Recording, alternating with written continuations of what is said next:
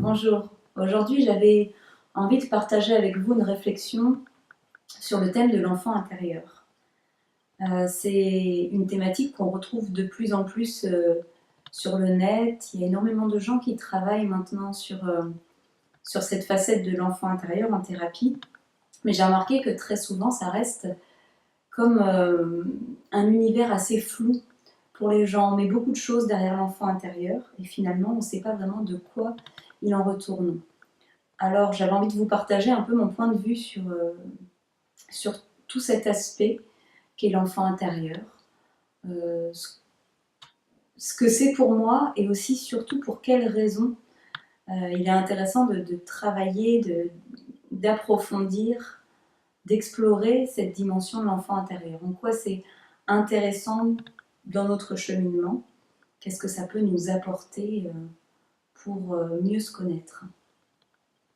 Alors, tout d'abord, l'enfant intérieur, pour moi, ça regroupe un ensemble de facettes de notre personnalité.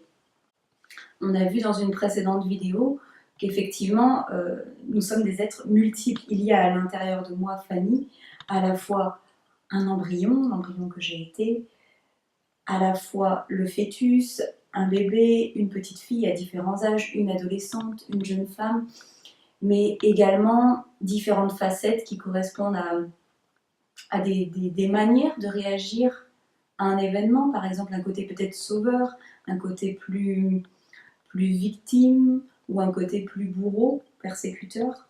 On a aussi dans les aspects de notre personnalité parfois soit un côté soumis, soit un côté plutôt rebelle. Et au cœur de ce qui nous façonne, de ce qui modèle le moi, cette personnalité de surface, on va dire, eh ben, se trouvent aussi toutes les influences qui viennent de la généalogie, de l'éducation, de l'univers dans lequel on a grandi et on évolue. Donc vous voyez, ça fait énormément de choses à l'intérieur de cette personnalité. Et c'est important de ne pas oublier que notre personnalité est sans cesse en mouvement. Il n'y a rien de figé. Et au cœur donc de cette personnalité, de ce moi, se trouve également cette facette de l'enfant intérieur. Et donc, moi je vois l'enfant intérieur comme quelque part une personnification, comme si on venait condenser toute la période de l'enfance. L'enfance, c'est une période qui dure plusieurs années et pendant laquelle il se passe énormément de choses, pendant laquelle viennent se figer des attitudes, des émotions, des comportements. Et pour pouvoir travailler sur cette période clé de notre vie, eh ben, on peut aller rencontrer cette facette de l'enfant intérieur. En n'oubliant pas que l'enfant intérieur est donc une personnification d'une période assez vaste. Et il peut se présenter à vous à différents âges. Dans cette facette de l'enfant intérieur, il y a en réalité différentes facettes. Mais la manière, l'aspect que va prendre l'enfant que vous allez rencontrer va dépendre de là où vous en êtes, de quels sont vos besoins aussi à vous en tant qu'adulte dans l'instant. S'il y a une émotion qui n'est pas digérée, quelque chose de fort qui vous traverse et qui est en lien avec l'enfant intérieur, eh ben c'est la facette, c'est l'âge qui va correspondre à cette émotion que vous allez pouvoir rencontrer. Et peut-être que dans un an, en allant rencontrer à nouveau cet enfant intérieur, eh ben vous allez avoir complètement un enfant complètement différent, avec d'autres attitudes, d'autres émotions, d'autres besoins. Ça me paraît vraiment important à comprendre. Rien, de toute façon, dans la conscience, rien n'est figé. Tout est en permanence en évolution, en transformation. Donc l'enfant que vous allez rencontrer va dépendre de là aussi où vous en êtes aujourd'hui. Et quelque chose de précieux à comprendre aussi, c'est que cet enfant intérieur que vous allez rencontrer, cette facette de vous, eh ben, elle est en évolution et elle évolue parallèlement, vraiment parallèlement à vos prises de conscience et à ce que vous vivez dans votre vie d'adulte. Aujourd'hui, dans les accompagnements en thérapie, je perçois vraiment l'enfant intérieur comme une réalité vibratoire, comme une réalité énergétique qui vit à l'intérieur de nous, dans notre conscience, et qui est en permanence en train d'évoluer et de se transformer. Alors on pourrait très bien continuer à évoluer, à avancer sur notre chemin sans rencontrer l'enfant intérieur. Mais si c'était le cas, c'est comme si nous faisions le choix finalement de mettre de côté un pan énorme de notre vie. Un pan pendant lequel des choses se sont cristallisées, des sillons importants ont été creusés. Et quand on a le désir de mieux comprendre de quoi on est fait, de mieux comprendre ce qui façonne notre personnalité, ce qui fait notre moi, et surtout quand on a envie d'aller beaucoup plus profondément en nous, pour faire un travail sur ce que l'on est réellement, au-delà des masques, au-delà de tous nos mécanismes, et bien, il est vraiment, vraiment très précieux d'aller rencontrer cet enfant intérieur, d'aller rencontrer cette réalité vibratoire, pour pouvoir, dans un premier temps, mettre du sens sur des choses qui nous déroutent parfois, et puis également pour pouvoir, quelque part, pacifier des choses à l'intérieur de nous. Ce qui se passe dans la vie de l'adulte aujourd'hui est aussi lié à ce qui a pu se passer avant, dans notre passé. C'est pour ça qu'aller rencontrer en amont l'enfant intérieur pour dialoguer avec lui, comprendre quels sont ses besoins profonds, qu'est-ce qui lui manque, comment on peut l'aider, et bien ça nous permet de ramener, de faire circuler une nouvelle énergie de l'enfant à l'adulte et de créer un pont, de créer un lien pour pouvoir avancer ensemble. Voilà pour moi le réel intérêt aujourd'hui de travailler sur l'enfant intérieur. C'est simplement de pouvoir tisser, amener comme un maillage quelque chose de plus complet à l'intérieur entre nos différentes facettes. Parce que si on reste dans la séparation, qu'on reste morcelé, on ne va pas aller bien loin dans la compréhension de qui on est. Donc on a besoin de ramener du liant, de ramener du sens et d'avancer tous ensemble. On est dans quelque part une volonté de faire circuler l'information, de dialoguer pour pouvoir amener une unité à l'intérieur de nous. C'est pour ça que faire l'impasse sur l'enfant intérieur, c'est à mon sens une grosse erreur. Et dans le développement personnel, voilà, les thérapeutes se rendent bien compte que c'est comme un passage obligatoire. C'est vraiment d'une richesse insoupçonnée que ce travail sur l'enfant intérieur.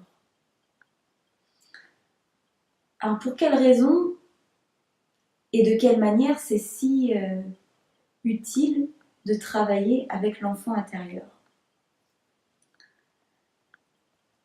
Eh bien, en allant rencontrer cet enfant intérieur, déjà,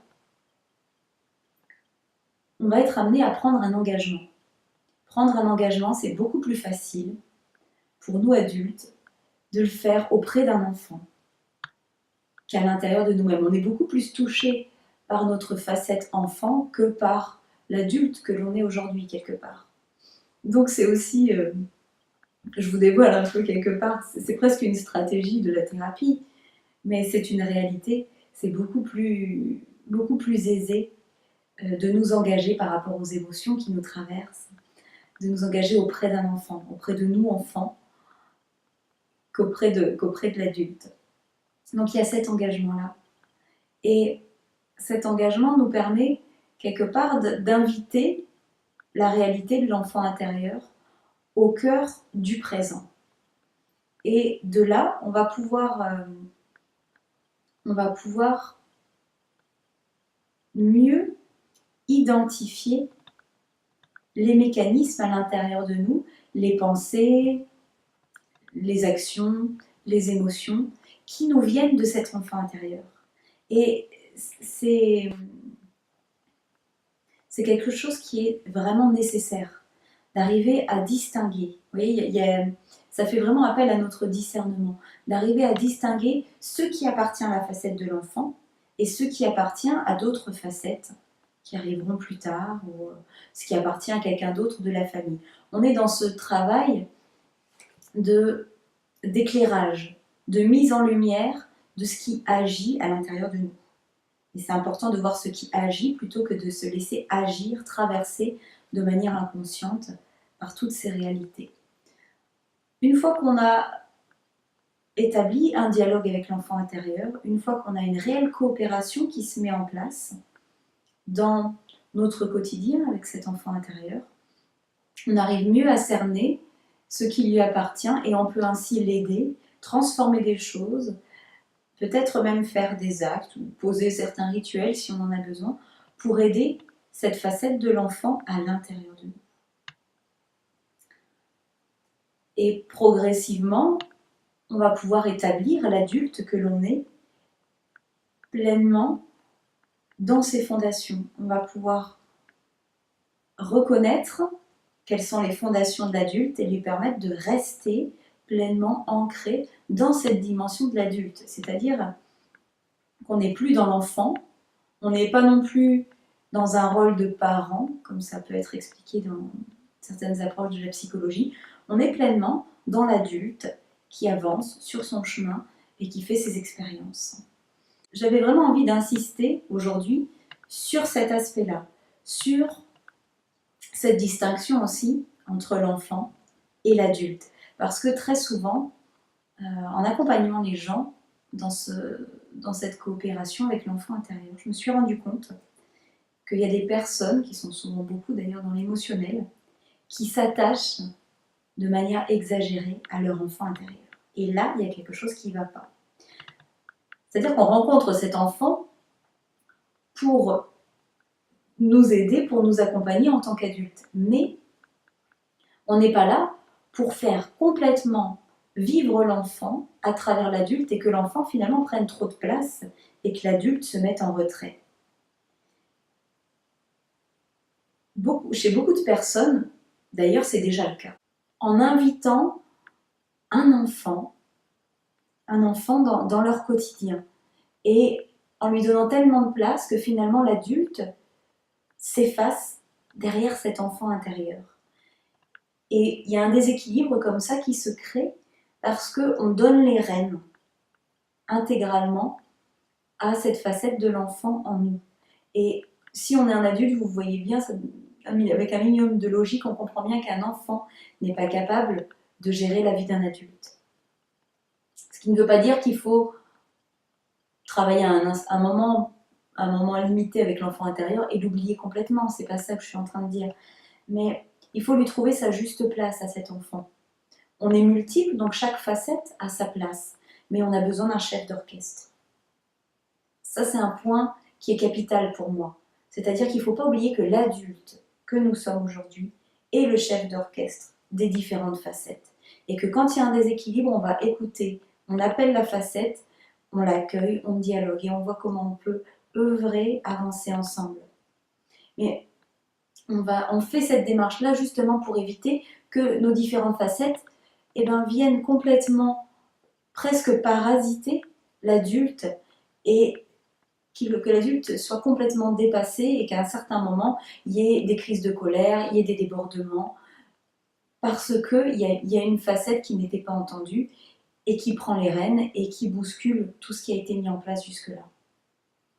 Donc on est dans l'accueil, dans l'accompagnement. Mais l'adulte, pour moi, doit rester au centre de sa vie. Et c'est important d'accueillir toute la liberté, toutes les énergies de l'enfant, parce que ça fait aussi partie de nous. Ça peut infuser, ça peut rayonner, ça peut se diffuser dans nos paroles, dans nos actes, dans nos émotions d'adultes. Mais ça ne nous empêche pas de vivre cette facette de l'adulte dans laquelle nous sommes aujourd'hui. Et c'est pour ça que j'emploie de plus en plus l'expression d'enfant extérieur. Aussi pour ce genre de personnes qui ont tendance à donner trop de place à leur enfant intérieur, qui devient du coup un enfant qui se voit même à l'extérieur, dans la vie, en société. Et voilà, c'est aussi un appel à la vigilance, un appel au discernement et une invitation à s'observer pour voir, ah bah tiens, aujourd'hui, là, à l'instant présent, qui c'est qui parle à l'intérieur de moi? Où est-ce que je me situe? Quelle est la facette la plus importante? Dans quel équilibre je me sens aujourd'hui? Pour pouvoir rester dans un adulte qui soit libre d'accueillir ces différentes facettes, mais qui puisse rester le chef d'orchestre de sa vie. Donc, pour conclure, voilà, je voulais vraiment vous partager mon point de vue sur cette réalité vibratoire qu'est l'enfant intérieur. Vous expliquer pour quelles raisons c'est si important pour moi et de quelle manière ça peut complètement transformer la vie de l'adulte que d'accueillir, de dialoguer avec cet enfant intérieur, d'écouter ses besoins et de voir comment on peut œuvrer pour l'aider. Et je souhaitais aussi vous partager cette réflexion sur l'enfant extérieur qu'on peut devenir à certains moments et la nécessité de rééquilibrer toutes ces dimensions à l'intérieur de nous pour pouvoir pleinement avancer sur notre chemin en étant conscient que nous sommes aujourd'hui un adulte pour pacifier son histoire et pour pouvoir accueillir aussi, ouvrir de nouveaux possibles sur notre chemin. C'est important que l'adulte fasse une place, une juste place à l'enfant et que cette place, elle soit une place à l'intérieur, au sein de notre conscience.